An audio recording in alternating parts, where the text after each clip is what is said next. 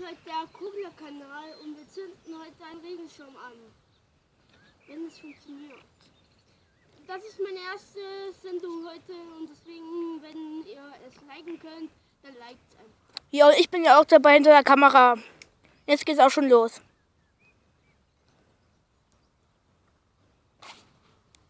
Der Schirm kriegt wie zu sagen. Naja. Sieht aus wie angefressen. Er hat sich verbrannt. Meine Jacke habe ich verbrannt. Und geht's weiter? Nein. Jo, und wir sind hier mit unseren Fahrrädern unterwegs. Hier mitten nirgendwo.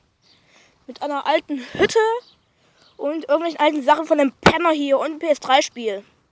Also jetzt zeige ich euch heute mal den zweiten Besuch.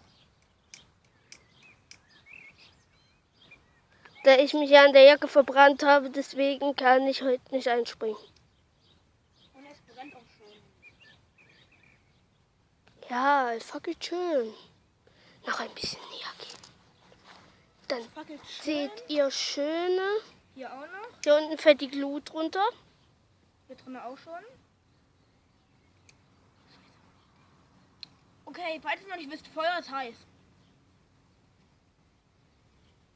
Unten brennt auch schon. Also eigentlich jetzt schon überall. Ja, ich habe mich ja nicht an der Jacke verbrannt heute.